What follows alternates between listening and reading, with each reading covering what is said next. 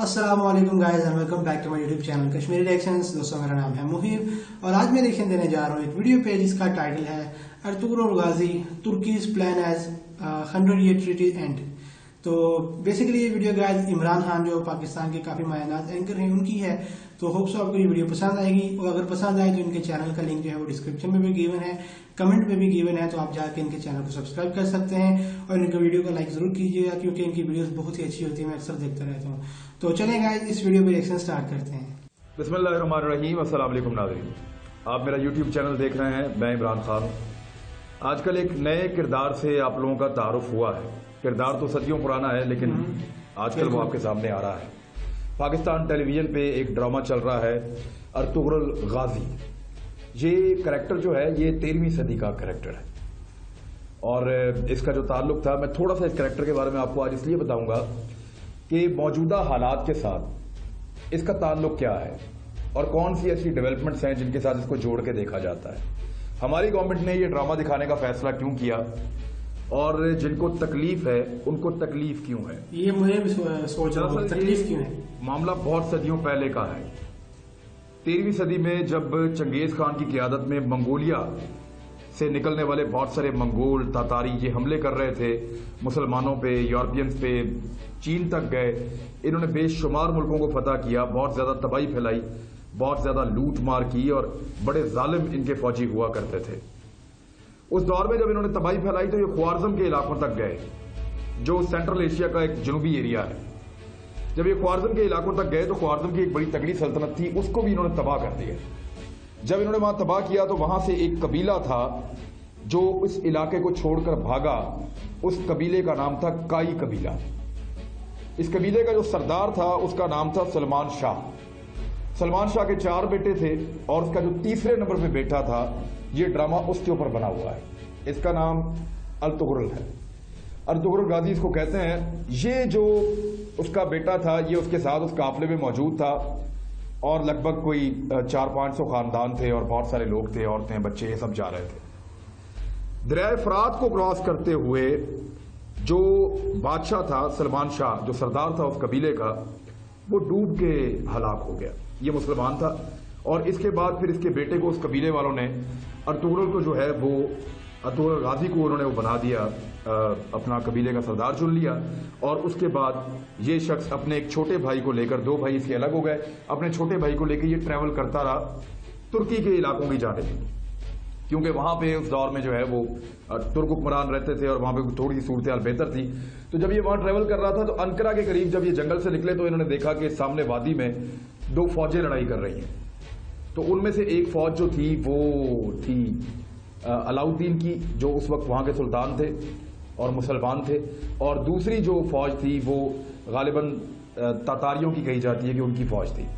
तो तातारियों पे इनको पहले ही गुस्सा था और इन्होंने हारने वाली फौज का साथ दे दिया।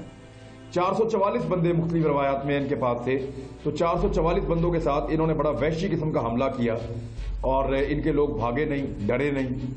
तो अर्तुगरुल की मदद से जो सुल्तान अलाउद्दीन था उस दौर में, वो हारी हुई जंग जीत गया और तातारियों को भागना पड़ा। तो सुल्तान को ये पसंद आ गया, वो इनको अंकरा अपने साथ ले गए और इनको एक इलाका भी दे दिया, पहाड़ी इलाका, कि जनाब आप यहाँ पे रहें और यहाँ के सरदार आप बन जाएं और सिर्फ जो हमारे दुश्मन हैं उनको रोकने में हमारी मदद करें। अर्तुगरुल गाजी वहां पे गया और जाके वहां पे जम के बैठ गया।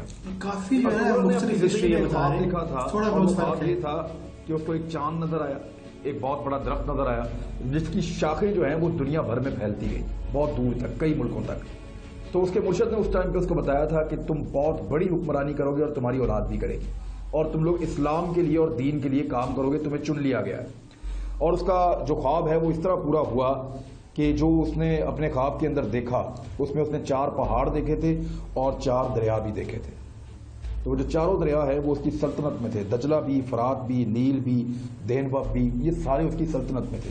और जो 4 पहाड़ उसने देखे थे उनमें कोहे तूर, कोहे काफ, कोहे अतलस और कोहे बलकाब, ये तमाम उसकी सल्तनत के अंदर शामिल थे। 625 साल तक इन्होंने हुकूमत की। 625 साल के बाद पहली जंग अजीम आती है। इसने आसपास के इलाकों को फतह करना शुरू कर दिया और करते करते अपनी सल्तनत बनाता गया اور ایک وقت آیا کہ اپنی وفات سے پہلے یہ بہت طاقتور ہو گیا. اس کے بیٹوں میں سے جو چھوٹا بیٹا تھا عثمان، اس نے اس کی جگہ لی. وہ بڑا پکا اور سچا مسلمان تھا اور بڑا عادل آدمی تھا. اس شخص نے فیصلہ کیا کہ وہ خلافت کو زندہ کرے گا. اس نے اتنی زیادہ ریاست فتح کی، اتنے زیادہ علاقے فتح کیے کہ 3 برے اعظموں تک ان کی حکومت پھیل گئی. پہلے تو اس کے والد نے بڑے کارنامے کیے تھے جن کے اوپر یہ ڈرامہ چل رہا ہے، اور اس کے بعد جب عثمان آیا تو عثمان نے جو خلافت عثمانیہ کی ایک بنیاد رکھی اور 3 برے اعظموں میں یہ پھیل گئے. اب میں آپ کو بالکل مختصراً بتاتا ہوں کہ بعد میں کیا ہوا. انہوں نے لگ بھگ کوئی 650 سال حکمرانی کی. خلافت عثمانیہ موجود رہی، لیکن 650 سال کے بعد ان میں عیاشی آ گئی، غداریاں آ گئی، جیسے کہ ہر بہت ساری چیزیں ایسی آ گئی جو خرابی کی صورتحال پیدا ہونا شروع ہوگی. حجاز ان کے پاس تھا. حجاز کا مطلب ہے خانہ کعبہ اور مدینہ منورہ، ان دونوں کا کنٹرول بھی ان کے پاس تھا. اور لگ بھگ آج 40 ایسے ملک موجود ہیں دنیا میں جن پہ براہ راست خلافت عثمانیہ کا کنٹرول تھا. 3 برے اعظموں، 40 تو یہ بہت طاقتور لوگ ہوا کرتے تھے.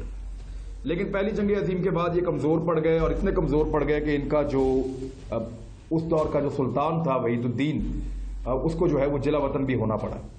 پہلی جنگ عظیم میں دنیا 2 حصوں میں ڈیوائیڈ ہو گئی تھی. ان میں سے کچھ ممالک جو ہیں وہ برطانیہ کے ساتھ تھے، ان میں امریکہ تھا، ان میں آئرلینڈ تھا. میرے خیال سے جو جنگ تھی اس کو کہہ سکتے ہیں شاید. اسی طرح جرمنی اور دیگر ممالک کچھ آس پاس کے جو ہے وہ ساتھ دے رہے تھے اس دور میں ترکوں کا، اور وہ اپنی خلافت بچانے کے لیے زور لگا رہے تھے.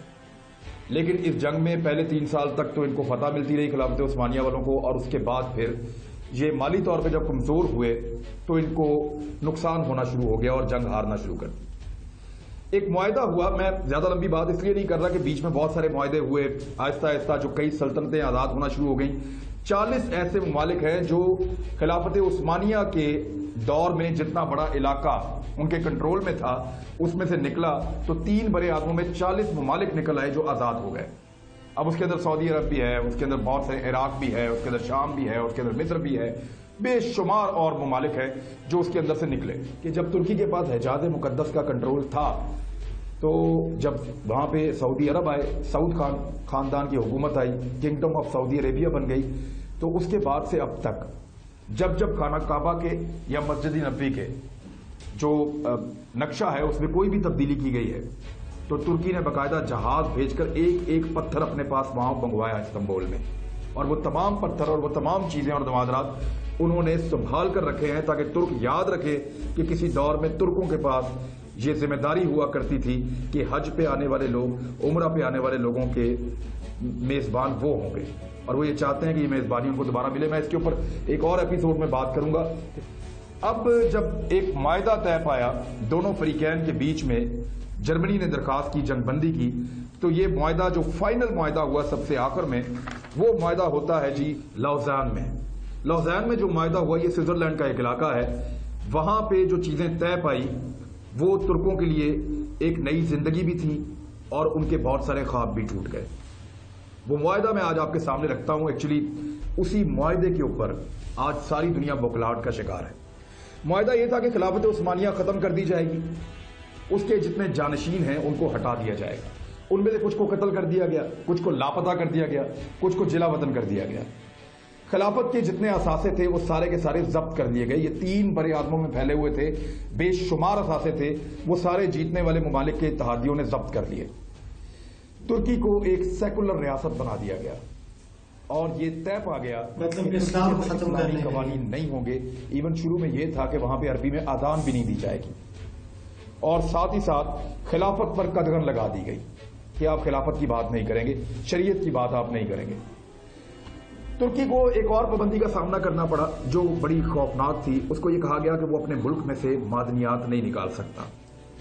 وہ ترکی کے اندر سے اور دنیا کے کسی بھی علاقے سے پیٹرول کے لیے ڈرلنگ بھی نہیں کر سکتا، بلکہ اس کو ہمیشہ پیٹرول خریدنا پڑے گا. یہ ایک بہت بڑا مسئلہ تھا. ترکی میں تیل کے بڑے ذخائر ہیں لیکن وہ ایسا نہیں کر سکتا کہ ان کو ڈرل کرے. باسفورس ان کے پاس ایک سمندر ہے، اس کی ایک بندرگاہ ہے، باسفورس اس کو کہتے ہیں. یہ بالکل استنبول یا پرانا نام اس کا قسطنطنیہ ہے. جو لوگ اس کو جانتے ہیں وہاں پہ یہ سمندر کا کنارہ ہے. اب اس بندرگاہ کو انٹرنیشنل پانی قرار دے دیا گیا کہ یہاں سے جتنے بھی جہاز گزریں گے بحری جہاز، ترکی ان سے کرایہ وصول نہیں کرے گا، ان سے کوئی کسی قسم کا جو ہے وہ ٹیکس وصول نہیں کر سکتا. حالانکہ اس کی جو اہمیت ہے وہ اتنی زیادہ ہے جتنی نہر سویز کی ہے. بہت ریڑھ کی ہڈی ہے دنیا کی تجارت کی نہر سویز، اور بالکل اسی طرح یہ باسفورس بھی. لیکن ترکی کو منع کیا گیا کہ آپ یہاں سے ٹیکس نہیں لے سکتے. اچھا، یہ معاہدہ جو تھا یہ عالمی سطح کا معاہدہ تھا اور اس کی مدت تھی 100 سال کی. یعنی ترکی 100 سال تک اس معاہدے کی کسی شق کی خلاف ورزی نہیں کر سکتا. اب وہ 100 سال کب مکمل ہو رہے ہیں؟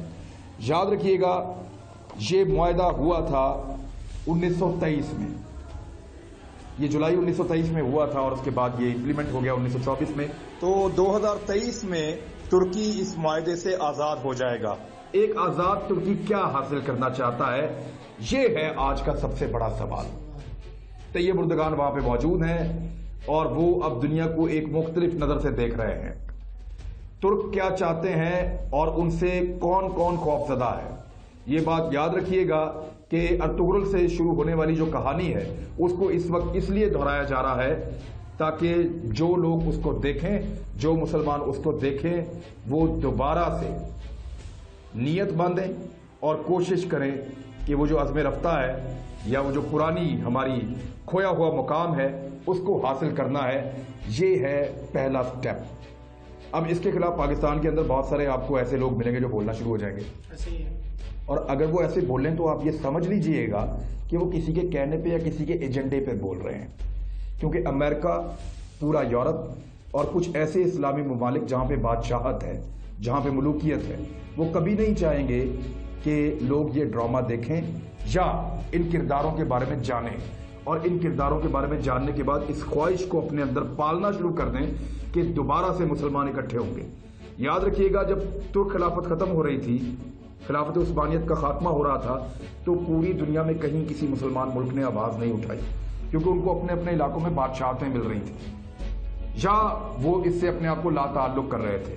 لیکن صرف ایک جگہ تھی جہاں سے آواز اٹھائی گئی اور جہاں سے لوگوں کو بھیجا گیا، اور وہ ہے برصغیر، پاکستان اور ہندوستان. اس وقت پاکستان نہیں بنا تھا لیکن یہاں سے بہت بڑی تعداد میں مسلمان گئے اور خلافت کے لیے لڑے. ان کی قبریں آج بھی وہاں پہ ترکی میں موجود ہیں.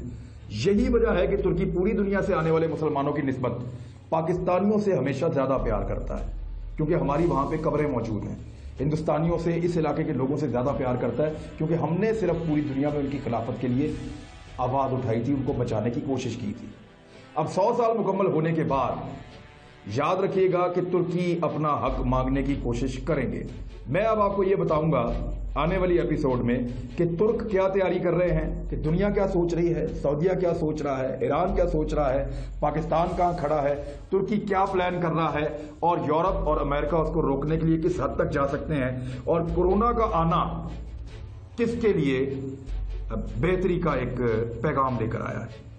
اب تک کے لیے اتنا ہی. اگر آپ کو ہماری یہ ریسرچ پسند آئی ہے، اوکے گائز، تو یہ ویڈیو تو ہو چکی ہے اور کافی انفارمیٹیو ویڈیو، جیسے آپ لوگوں نے بھی اس کو دیکھا ہوگا، سنا ہوگا، سمجھا ہوگا. اور یہ اینکر ہی کافی اچھے ہیں، مطلب جب یہ پروگرام کر رہے ہوتے ہیں تب بھی ان کے پاس کافی انفارمیشن ہوتی ہے. تو بیسیکلی انہوں نے اس میں بات کی ہے کہ ترکی کیا پلان کرنا چاہ رہا ہے، یہ کیا چاہ رہے ہیں. تو واقعی یہ ہے کہ 2023 میں یہ معاہدہ لوزان تھا، یہ اینڈ ہو رہا ہے، اور انہوں نے ارطغرل غازی 2014 سے ہی سٹارٹ کر لیا تھا.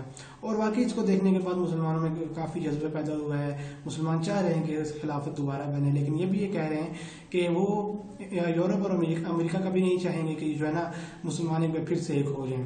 اور جو لوگ ہیں جیسے سعودی عرب میں جو شاہی خاندان ہیں، اسی طرح باقی ملکوں میں بھی جو شاہی خاندان ہیں، وہ نہیں چاہیں گے کہ ہماری جو یہ بادشاہت ہے ہم سے چلی جائے، کیونکہ ترکی واقعی یہ کرے گا اور کرنا بھی چاہیے، کیونکہ ان کا حق ہے یار. انہوں نے کافی عرصہ اس پہ حکومت کی ہے. اور مین چیز یہ ہے کہ انہوں نے دیکھیں ترکی کو جو خلافت تھی مین اسی میں جو کہا ہے کہ انہوں نے نظام چینج کر دیں، مطلب اسلام بالکل ختم کر دیا جائے گا ایک طرح سے، جیسا کہ ان کا معاہدہ تھا. اور اس کے بعد ترکی میں دیکھو نا کیا حالات ہو گئے تھے، ترکی کے کیا حالات تھے، ترکی کیا کر رہا تھا، ترکی کے لوگ کیا کر رہے تھے، اسلام سے کافی دور ہو چکے تھے. اور الحمدللہ جو ہے پھر سے ٹھیک ہو گئے تھوڑا بہت. اور ہوپ سو یہ آگے انشاءاللہ 2023 کے بعد ترکی کوئی نہ کوئی جو ہے کوشش کرے گا اس طرح کی، اور کرنی بھی چاہیے، اور انشاءاللہ سب مسلمانوں کے ساتھ ہوں گے اور ہونے بھی چاہیے. تو آپ لوگ مجھے ضرور کمنٹ کر کے بتائیں گے گائز آپ لوگ کیا سوچتے ہیں اس ویڈیو کے بارے میں، کیا کرنا چاہیے ترکی کو، کیا ترکی کو ضرور یہ اسٹیپ لینا چاہیے کہ دوبارہ سے ایک بار خلافت پھر سے زندہ کی جائے یا نہ کی جائے. تو چلیں گائز آج کے لیے اس ویڈیو سے بس اتنا ہی. ان کے چینل کا لنک ڈسکرپشن میں گیا ہے، آپ جا کے سبسکرائب کریں اور میرے یوٹیوب چینل کو بھی ضرور سبسکرائب کیجیے گا. تو چلیں گائز آج کے لیے اس ویڈیو سے بس اتنا ہی. ملتے ہیں نیکسٹ ویڈیو میں، تب تک کے لیے اللہ حافظ.